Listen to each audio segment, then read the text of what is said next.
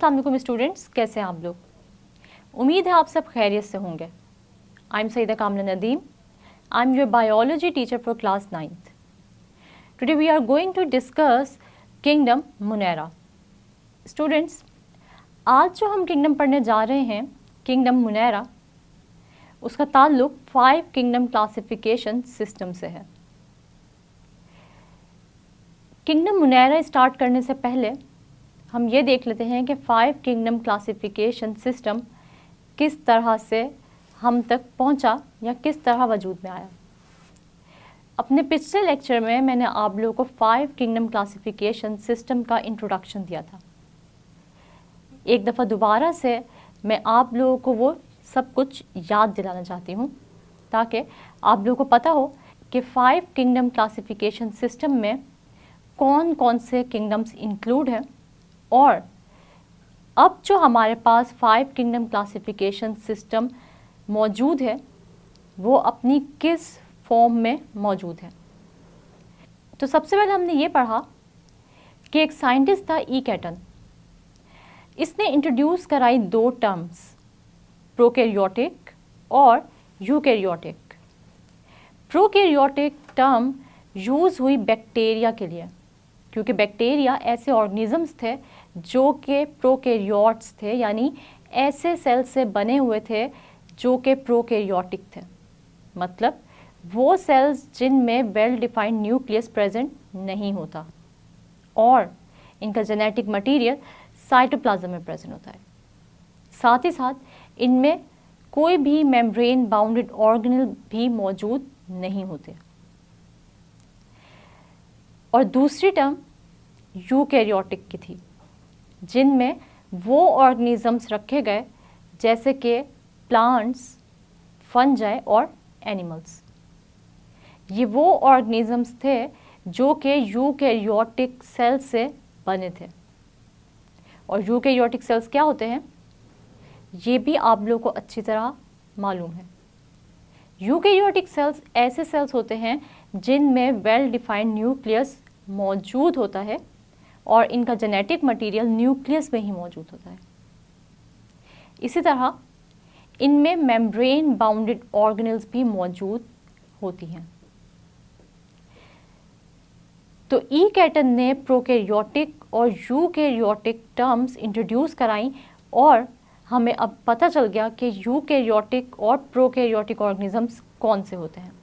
और हमने इस बेस पर ही मज़ीद क्लासिफिकेशन की ऑर्गेनिजम्स की 3 किंगडम से हम ले आए 5 किंगडम क्लासिफिकेशन सिस्टम।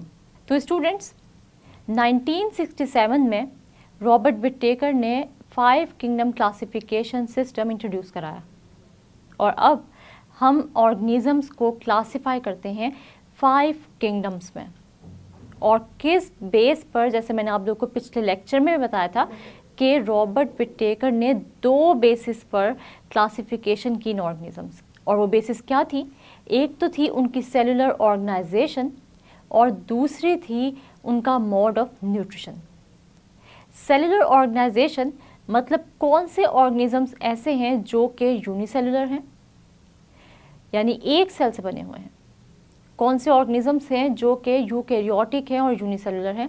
मतलब यूकैरियोटिक ऐसे सेल्स से बने हुए हैं जिनमें वेल डिफाइंड न्यूक्लियस और मेम्ब्रेन बाउंडेड ऑर्गेनेल्स मौजूद हैं, मगर वो एक सेल से बने हुए हैं, मतलब यूकैरियोटिक यूनिसेलुलर हैं।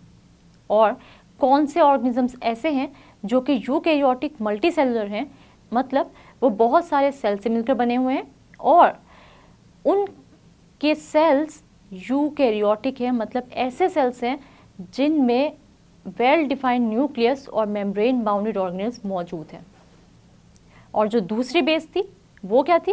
वो ये थी कि ये ऑर्गेनिजम्स अपना फूड किस तरह ऑब्टेन करते हैं।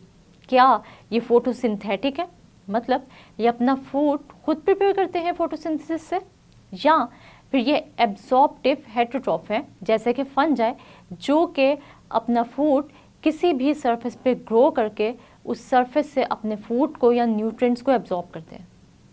या फिर ये सिंपल हेटेरोट्रॉफ्स हैं, यानी ये अपना फूड खुद प्रिपेयर नहीं कर सकते और ये इंजेस्ट करते हैं, यानी ये इंजेस्टिव हेटेरोट्रॉफ्स है, मतलब ये अपना फूड एब्जॉर्ब नहीं कर रहे बल्कि खा रहे हैं थ्रू माउथ। इस तरह हमने इन बेसिस पर, यानी सेलुलर ऑर्गेनाइजेशन की बेस पर और मोड ऑफ न्यूट्रिशन की बेस पर, रॉबर्ट विटेकर ने इन ऑर्गेनिजम्स को क्लासिफाई किया 5 किंगडम्स में। लेकिन 1988 में 2 साइंटिस्ट, जिनमें से एक मार्गुलस और दूसरा शेवॉर्ट्स, इन दोनों ने इन किंगडम्स में, यानी 5 किंगडम क्लासिफिकेशन सिस्टम में कुछ मॉडिफिकेशंस इंट्रोड्यूस कराई। और इनका ख्याल ये था कि हम cellular organization, mode of nutrition और जेनेटिक बेसिस पर भी क्लासिफिकेशन कर सकते हैं ऑर्गेनिजम्स की। यानी इन्होंने कहा कि हम ऑर्गेनिज्म को सिर्फ सेलुलर ऑर्गेनाइजेशन और मोड ऑफ न्यूट्रिशन की बेस पर ही क्यों क्लासिफाई करें, हम इनकी जेनेटिक कॉम्पोजिशन देखकर इनकी क्लासिफिकेशन क्यों नहीं कर सकते। इसलिए इन्होंने इंट्रोड्यूस की कुछ चेंजेस इस 5 किंगडम क्लासिफिकेशन सिस्टम में।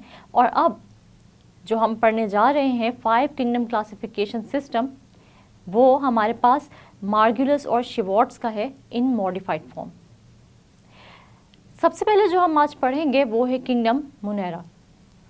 किंगडम मुनेरा ऐसा किंगडम है जिसमें प्रोकैरियोट्स प्रेजेंट हैं, यानी ऐसे ऑर्गेनिजम्स जो कि प्रोकैरियोटिक सेल्स से बने हैं। स्टूडेंट्स, आप अपने जहन पे जोर डालें कि प्रोकैरियोटिक सेल्स हमने बहुत बार पढ़े हैं और मैं बार बार अपने लेक्चर्स में ये टर्म यूज़ कर रही हूँ और आपको बार बार बता भी रही हूँ कि प्रोकैरियोटिक सेल्स या प्रोकैरियोट्स क्या होते हैं। तो यकीनन आपको याद आ गया होगा कि प्रोकैरियोटिक सेल्स वो सेल्स होते हैं जिनमें वेल डिफाइंड न्यूक्लियस प्रेजेंट नहीं होता और इनका जेनेटिक मटेरियल साइटोप्लाज्म में प्रेजेंट होता है। साथ ही साथ हमने ये भी पढ़ा कि प्रोकैरियोटिक सेल्स में वेल डिफाइंड न्यूक्लियस ना होने के साथ साथ मेम्ब्रेन बाउंडेड ऑर्गेनेल्स भी मौजूद नहीं होती। तो यकीनन आपको ये बात याद आ गई होगी कि प्रोकैरियोटिक सेल्स कौन से होते हैं। तो वो ऑर्गेनिजम्स जो प्रोकैरियोटिक सेल से बने होते हैं उनको हम कहते हैं प्रोकैरियोट्स। तो किंगडम मुनेरा में प्रोकैरियोट्स शामिल थे, यानी वो ऑर्गेनिज्म जो कि प्रोकैरियोटिक थे वो हमने रखे किंगडम मुनेरा में। इसी तरह वो ऑर्गेनिज्म जो कि यूनिसेलुलर थे, ये कैरेक्टरिस्टिक भी किंगडम मुनेरा में ही फिट हुई। मतलब जैसे कि हम ये देखते हैं कि वो ऑर्गेनिजम्स जो कि एक सेल से मिलकर बने हुए हैं वो भी रखे गए किंगडम मुनेरा में, लेकिन साथ साथ उनका प्रोकैरियोटिक होना भी ज़रूरी है। यानी हम ये कह सकते हैं कि यूनिसेलुलर प्रोकैरियोट्स किंगडम मुनेरा में रखे गए। लेकिन ये यूनिसेलुलर ऑर्गेनिजम्स डिफरेंट फॉर्म्स में एग्जिस्ट करते हैं, जैसा कि हम देखते हैं क्लस्टर्स की फॉर्म में, चेन्स की फॉर्म में या फिर कॉलोनीज़ की फॉर्म में। अगर हम चेन्स, क्लस्टर्स और कॉलोनीज़ की एग्जांपल लें तो हम क्या कह सकते हैं कि हमारे पास एक बैक्टीरिया है जो कि एक यूनिसेलुलर ऑर्गेनिज्म है, मतलब वो एक सेल से मिलकर बना हुआ है। लेकिन अगर यही बैक्टीरिया कॉलोनीज़ की फॉर्म में, ये यूनिसेलुलर बैक्टीरिया यानी ज़्यादा हमारे पास बैक्टीरिया हो, तो ये यूनिसेलुलर बैक्टीरिया कॉलोनीज़ की फॉर्म में एक जगह पर इकट्ठे होकर रहें तो हम ये कहेंगे कि ये बैक्टीरिया कॉलोनीज़ की फॉर्म में प्रेजेंट है। इसी तरह अगर ये बहुत बड़ा ग्रुप बनाए लेकिन ये ग्रुप एक कॉलोनी की फॉर्म में ना हो बल्कि थोड़ा थोड़ा एक दूसरे से ये सेल्स जो है वो दूर दूर प्रेजेंट हो लेकिन एक झुरमट की फॉर्म में हो, तो हम ये कहेंगे कि ये बैक्टीरिया के यूनिसेलुलर सेल्स जो हैं ये क्लस्टर्स की फॉर्म में प्रेजेंट हैं। और अगर यही यूनिसेलुलर सेल्स बैक्टीरिया के एक चेन बनाएं तो हम क्या कहेंगे कि ये चेन की फॉर्म में बैक्टीरिया प्रेजेंट है। इसी तरह हमने ये भी नोट किया कि किंगडम मुनेरा में वो ऑर्गेनिजम्स शामिल थे जैसे कि बैक्टीरिया और साइनोबैक्टीरिया, और बैक्टीरिया की कुछ फॉर्म्स या कुछ बैक्टीरिया की टाइप्स ऐसी हैं जो कि अपना फूड खुद प्रिपेयर कर सकती हैं, जो कि क्या हैं, फोटोसिंथेटिक हैं या ऑटोट्रॉफिक हैं। क्योंकि बैक्टीरिया के सेल्स में मौजूद होता है क्लोरोफिल, लेकिन कुछ बैक्टीरिया ऐसे भी हैं जो कि अपना फूड खुद प्रिपेयर नहीं कर सकते और ये अपने फूड के लिए डिपेंड करते हैं दूसरे ऑर्गेनिजम्स पर यानी हेटेरोट्रॉफ्स पर। तो ये अपना फूड कैसे लेते हैं, किसी भी और होस्ट की बॉडी में जाकर उसमें डिजीज़ कॉज करते हैं और वहाँ से अपना फूड हासिल करते हैं। अब वो होस्ट कोई एनिमल भी हो सकता है, कोई प्लांट भी हो सकता है और हम देखते हैं कोई ह्यूमन बीइंग भी हो सकता है।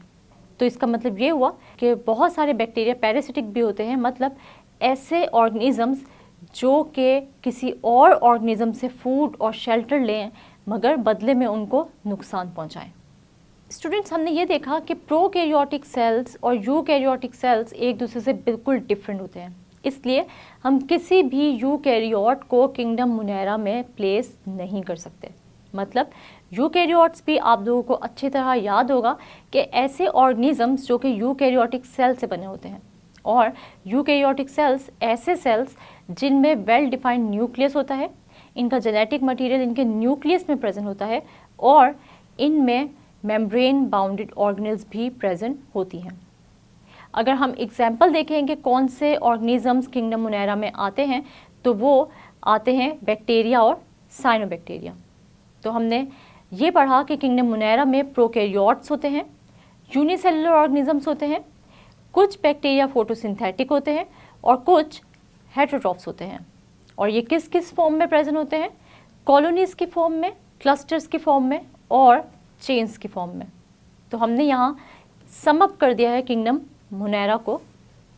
नेक्स्ट लेक्चर्स में हम पढ़ेंगे बाकी के किंगडम्स, जैसे कि kingdom protista, kingdom fungi, kingdom animalia और किंगडम प्लांटी। और हम ये भी देखेंगे कि किंगडम मुनैरा किस तरह डिफरेंट है बाकी 4 किंगडम से। इस तरह मैं बाकी लेक्चर्स में ये सारी की सारी कैरेक्टरिस्टिक्स रिपीट करूँगी ताकि ये किंगडम्स आप लोग को अच्छे तरीके से याद हो जाए, क्योंकि ये किंगडम, ये सारे के सारे 5 किंगडम बहुत ही इंपॉर्टेंट है लॉन्ग वाइज। और आप लोगों को नोट आ सकता है किंगडम मुनैरा पे, किंगडम प्रोटिस्टा पे, या फिर इन 5 किंगडम्स पे, या फिर इनमें से किसी भी एक किंगडम पे आपको पेपर में लॉन्ग क्वेश्चन आ सकता है। इसलिए ये किंगडम्स आप लोगों ने बिल्कुल भी मिस नहीं करने, इसमें से शॉर्ट क्वेश्चंस भी प्रिपेयर करने हैं और इन किंगडम्स को लॉन्ग वाइज भी प्रिपेयर करना है। स्टूडेंट्स, आज के लेक्चर में हम लोगों ने क्या डिस्कस किया, हमने डिस्कस किया किंगडम मुनैरा। और किंगडम मुनैरा में आप लोगों ने क्या सीखा कि किंगडम मुनैरा में ऐसे ऑर्गेनिजम्स होते हैं जो कि प्रोकैरियोटिक होते हैं और यूनिसेलुलर होते हैं, जैसे कि बैक्टीरिया और साइनोबैक्टीरिया। ये ऑर्गेनिजम्स अपना फूड खुद भी प्रिपेयर कर सकते हैं और ये ऑर्गेनिजम्स हेटेरोट्रॉफिक भी होते हैं, मतलब कि अपना फूड खुद प्रिपेयर नहीं भी कर सकते। यानी कुछ बैक्टीरिया ऐसे होते हैं जो कि फोटोसिंथेटिक होते हैं और कुछ बैक्टीरिया ऐसे होते हैं जो कि हेटेरोट्रॉफिक होते हैं। उम्मीद है आप लोगों को किंगडम मुनैरा की अच्छे से समझ आ गई होगी। नेक्स्ट लेक्चर्स में हम पढ़ेंगे बाकी के किंगडम्स। नेक्स्ट लेक्चर तक के लिए अपना बहुत सारा ख्याल रखिएगा और मुझे दुआओं में याद रखिएगा। तब तक के लिए अल्लाह हाफ़िज़।